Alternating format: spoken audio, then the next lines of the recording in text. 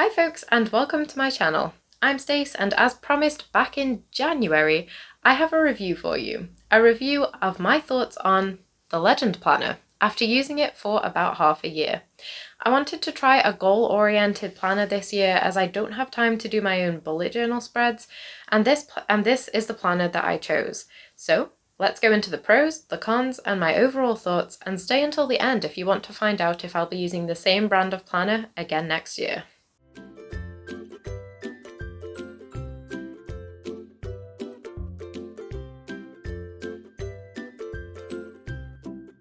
So, the Legend Planner.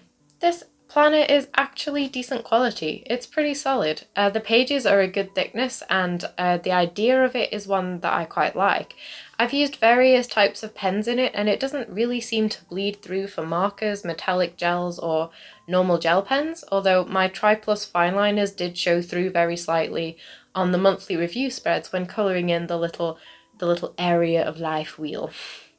The price for this isn't too bad. It was £20 for me for the deluxe version, which also comes with some sticker sheets, and there's also a pro version that you can get for £1 or so more, but I'm not really sure of the differences. It's obviously way more money than just your normal yearly diary, but not as much as some other goal-oriented planners that are on the market, so it was a nice price point around the medium. So, what are the pros? The biggest pro for me, aside from the amazing cover, was the fact that this planner is undated. I was worried about spending on a planner and then missing months or weeks and wasting pages, but that isn't the case with this one. If I happen to miss a week or stop using it for a month or two, then I can just pick up on the very next page exactly where I left off because I can write in the dates myself. And that was one of my favourite features, and I will probably now exclusively use undated planners in the future. Number 2 is that this planner is great for making you more mindful.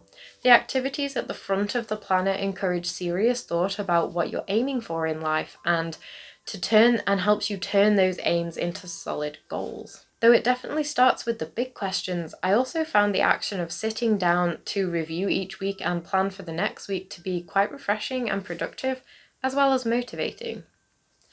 Number 3. The monthly views and weekly views are all together respectively, but separate from each other in different sections, instead of being interspersed, which makes it easier to know what's where. The monthly spreads are first in a block, followed by the weekly ones, and then with the 3 ribbon bookmarks, it's really easy to mark several places in the planner at once, so this wasn't really a problem for me. Number 4 is that each monthly and weekly spread has space for plenty of goals and other activities. I particularly like that the weekly spread because it includes space for a main goal for the week and the reward that you'll give yourself if you'll meet it. It also has a habit tracker with plenty of slots and a separate personal and work to-do lists with a little space to review the week at the bottom. Number 5 is that the monthly reflection spreads are a fantastic idea, even if parts of them in this particular journal needed a little bit of work. But it did encourage me to sit down and think properly about how I'd got on over the last month and what I could improve on the next month. Number 6 is that I love the ideas and notes pages next to each monthly review because I could use it to show other thoughts and achievements that I'd had through the month outside of the usual questions. Number 7, there are 3-month goal review spreads slotted in between the monthly reviews and spreads. I liked this feature because it encourages a variety of goal lengths throughout the year with different timelines. It's like another review spread, but for 3 months instead of just 1. Number 8 is that this planner allows goals of various lengths because of the selection of spreads: yearly, quarterly, monthly, and weekly, and even daily if you want to specify. This allows a lot more focus when it comes to achieving the things that you want. And now, on to the cons. I wish that the 1-year goal spread at the beginning of the book had been less specific. And what I mean by this is that the planner has 8 pre-labeled sections for goals: health and fitness, career and business, finance and net worth, personal development, family and friends, romance and relationships, fun, recreation and hobbies, and spiritual. I would have much preferred these sections to remain unnamed for a higher level of personalization. These life areas exist throughout the whole planner as well, so for instance, I changed the spiritual one to my YouTube channel, but I had to make this change on every single monthly review page as well. Con number 2. Also, within these life areas on the main 1-year goal spread, there's only room for 3 goals per life area. Most of my goals over a year are writing related, but I had no way to really incorporate that, so I ended up having to use the notes pages at the back of the planner to create my true goal list, and I just found myself thinking of things to put in the other areas so that they wouldn't go to waste. Number 3 is that part of the monthly review spread could do with a little bit rewording and just being made a bit more clear. I was a little bit confused about the wheel diagram at first because it's in the section that says which areas were lacking this month and why. To me, that suggested that the wheels should be used to indicate which areas were lacking the most.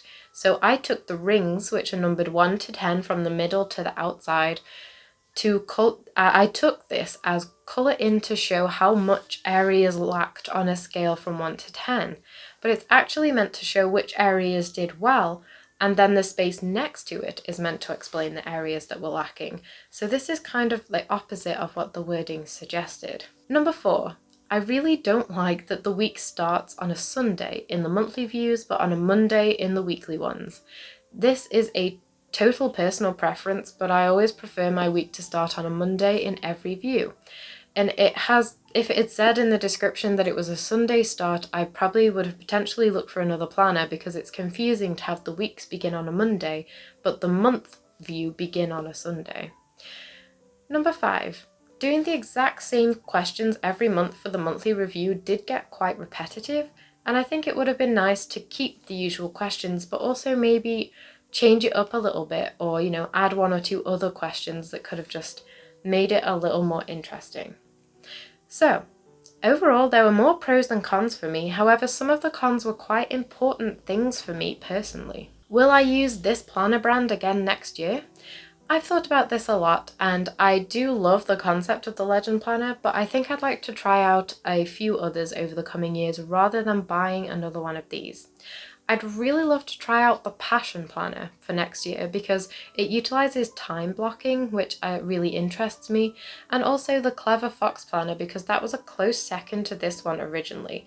So if I can't get hold of a Passion Planner, then I'd like to try that one too. The lack of customization in life areas, the Sunday start date, and the repetitive feel of the monthly reviews were things that were a big turn off for me, despite the fact that generally this is a planner that is great for helping you focus more on your goals overall.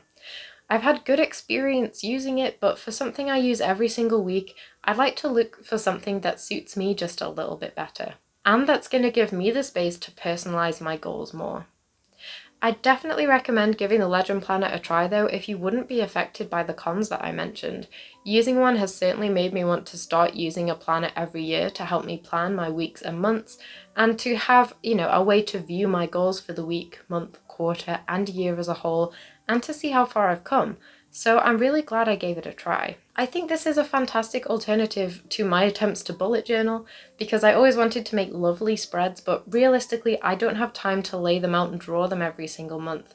And I know I could do a simpler bullet journal, but I don't, it wasn't really going to be for me. So these types of planners do 90% of that work for you, with the only downside being the lack of customization on each month's theme. So, what kind of planner do you use if you use one? Do you draw your own in notebooks, or do you have something like this that does a lot of the structure for you? Let me know in the comments. That's it for this planner review. I hope it was helpful and that your goals are going well this year, whatever they are. Keep up the great work, and I'll see you on the next video. Bye!